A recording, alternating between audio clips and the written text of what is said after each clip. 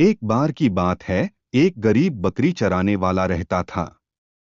हर दिन ताजा चारा तलाशने के लिए वह अपनी बकरियों को एक पहाड़ी पर ले जाता था, जो उस गांव के सामने थी जहां वह अपने परिवार के साथ रहता था। वह बहरा था, लेकिन यह उसके लिए बिल्कुल भी मायने नहीं रखता था। एक दिन उसे पता चला कि उसकी पत्नी उसे दोपहर के भोजन का पैकेट देना भूल गई है। नहीं, उसने इसे बाद में अपनी छोटी लड़की के साथ भेजा, जैसा कि वह आमतौर पर करती थी जब वह अतीत में अपना दोपहर का भोजन भूल जाती थी।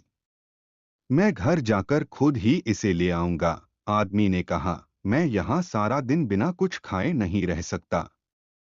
पास की पहाड़ी पर झाड़ियों को काटते हुए एक आदमी को देखकर बकरी चराने वाले ने उसके पास जाकर विनम्रता से उससे कहा कि जब तक वह अपना भोजन लेने के लिए घर नहीं जाता, तब तक वह उसकी बकरियों पर नजर रखे। अब यह संयोग ही था कि झाड़ी काटने वाला बहरा भी था। उसने बकरी चराने वाले की कही एक भी बात नहीं सुनी, और परिणामस्वरूप वह पूरी तरह से अर्थ को गलत समझ गया। मैं अपने जानवरों के लिए जो पत्ते इकट्ठा कर रहा हूं, उनमें से कुछ भी तुम्हें क्यों दूं? मेरे घर में एक गाय और दो भेड़ें हैं, और वैसे भी मुझे उनके लिए भोजन की तलाश में दूर दूर तक भटकना पड़ता है। मुझे अकेला छोड़ दो, मैं तुम जैसों के साथ कुछ नहीं करना चाहता, जो इस बेशर्मी से कुछ भी पाने की कोशिश कर रहे हैं। झाड़ी काटने वाले की एक भी बात न सुनकर बकरी चराने वाले ने उसे गर्मजोशी से धन्यवाद दिया और अपना दोपहर का भोजन खोजने के लिए गांव की ओर भाग गया। वहां उसने अपनी पत्नी को भयंकर बुखार से पीड़ित पाया। यह देखकर कि पड़ोसी की पत्नी भी वहां मौजूद है, उसने अपना भोजन का बंडल उठाया और अपनी बकरियों के पास वापस गया, ध्यान से उनकी गिनती की और पाया कि वे सभी वहां मौजूद हैं। झाड़ी काटने वाला अभी भी अपने काम में व्यस्त था, और उसने बकरी चराने वाले के लौटने पर भी ऊपर नहीं देखा। उस व्यक्ति के प्रति कृतज्ञता से भरकर, जिसने कथित तौर पर उसके पशुओं की देखभाल की थी। उसकी सेवा के लिए धन्यवाद के एक शब्द की अपेक्षा किए बिना बकरी चराने वाले ने अपने आप से कहा, यह भरोसेमंद झाड़ी काटने वाला कितना बढ़िया व्यक्ति साबित हुआ है। उसने देखा है कि मेरे जानवर भटके नहीं हैं, जबकि वह अपना कठिन परिश्रम जारी रखे हुए है। मैं उसे वह लंगड़ा बकरा दूंगा जिसे मैं घर पर खाने के लिए चाहता था। यह आज रात उसके और उसके परिवार के लिए बढ़िया भोजन होगा।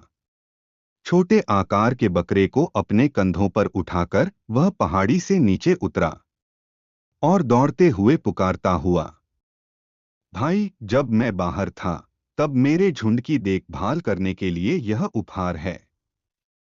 आज रात के खाने के लिए इस बकरी को भूनना।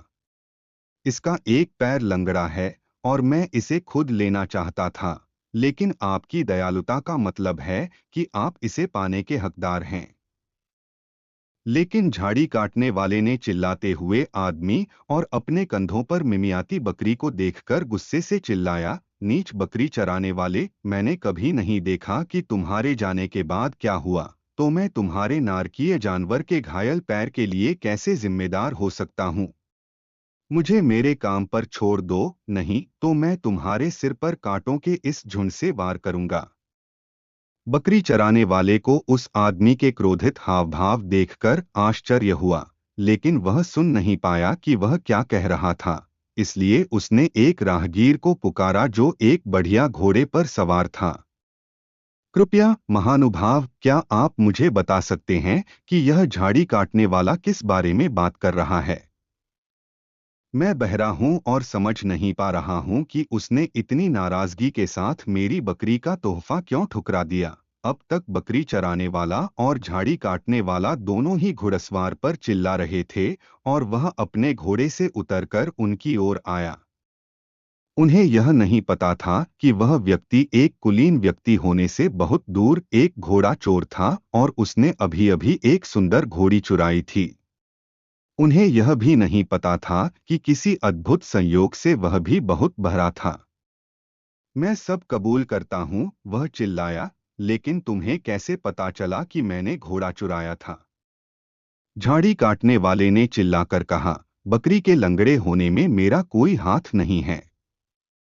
उससे पूछो कि वह मेरा दिया हुआ उदार उपहार क्यों नहीं ले रहा है, बकरी चराने वाले ने चिल्लाकर कहा। इसी समय एक छोटा लड़का धूल भरी गांव की सड़क पर भटकता हुआ आया। एक और गवाह का स्वागत करते हुए, चाहे वह कितना भी छोटा क्यों न हो, झाड़ी काटने वाला चौंके हुए लड़के के पास पहुंचा। अच्छा लड़का बनो और मुझे समझाओ कि ये दोनों क्या कर रहे हैं, उसने लड़के को निर्देश दिया। उन्हें अधिकारियों को यह न बताने देना कि मैंने घोड़ा चुराया है, घोड़ा चोर ने विनती की। मुझे बताओ कि झाड़ी काटने वाला इतना गुस्से में क्यों है, बकरी चराने वाले ने विलाप किया। लेकिन तीनों में से किसी को भी यह नहीं पता था कि लड़का बोलने में असमर्थ था और इसलिए वह उनमें से किसी को भी शब्दों में कुछ भी समझाने में असमर्थ था। बात करने के बजाय वह बारी बारी से उनमें से हर एक को गौर से देखता रहा और अपनी बात न कर पाने की असमर्थता को समझाने का कोई तरीका सोचने की कोशिश करता रहा। उसकी निगाहें इतनी स्थिर थीं कि प्रत्येक व्यक्ति असहज महसूस करने लगा क्योंकि लड़के की ईमानदार गहरी आंखें उसे घूर रही थीं। घोड़ा चोर पहले ही भाग गया, अचानक घोड़ी पर झपट पड़ा और तेजी से भाग गया। झाड़ी काटने वाले ने अपनी झाड़ियों को जाल में बांधा, उसे अपने कंधों पर उठाया और घर की ओर पहाड़ी पर चढ़ना शुरू कर दिया। और बकरी चराने वाले को एहसास हुआ कि उसे सचमुच जाकर अपनी बीमार पत्नी का हालचाल लेना चाहिए, इसलिए उसने अपने झुंड को इकट्ठा करना और उन्हें भगाना शुरू कर दिया। राहत की सांस लेते हुए लड़के ने खुद से सोचा कि बातचीत का तरीका कितना उलझा हुआ है, और वह चला गया। उसे पहले से कहीं ज्यादा खुशी महसूस हो रही थी कि उसे इससे कोई लेना देना नहीं है।